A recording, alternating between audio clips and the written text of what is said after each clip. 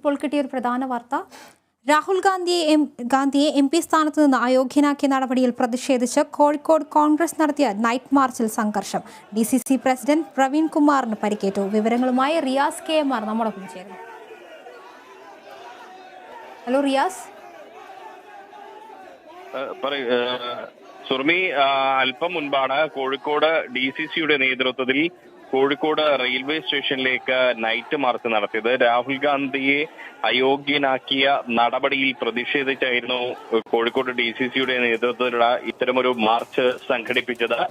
കിഡ്സൺ കോർണറിൽ നിന്നും പ്രകടനമായാണ് കോൺഗ്രസ് പ്രവർത്തകർ കോഴിക്കോട് റെയിൽവേ സ്റ്റേഷനിലേക്ക് എത്തിയത്. തുടർന്ന് KPCC working president advocate T Siddique, ഒപ്പം Kozhikode DCC president advocate K Praveen Kumar അടക്കമുള്ള നേതാക്കൾ ഇവരെ അഭിവാദ്യം ചെയ്തു.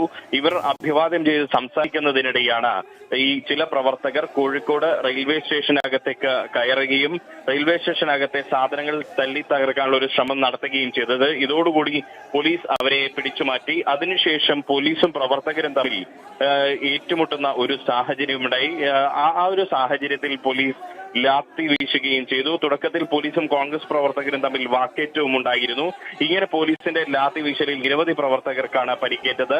ഇവരെ പിടിച്ചുമാറ്റാനുള്ള ശ്രമത്തിനിടെ പോലീസിന്റെ ലാത്തിയടിയേറ്റ് Kozhikode DCC president K Praveen കുമാറിനും പരിക്കേൽക്കുന്ന ഒരു സാഹചര്യമുണ്ടായി. പ്രവീൺ കുമാറിനെ കോഴിക്കോട് ബീച്ച് ആശുപത്രിയിൽ പ്രവേശിപ്പിച്ചിരിക്കുകയാണ്.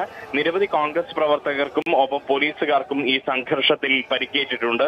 ഇവരെയെല്ലാം കോഴിക്കോട് വിവിധ ആശുപത്രികളിലായി പ്രവേശിപ്പിച്ചിട്ടുണ്ട്.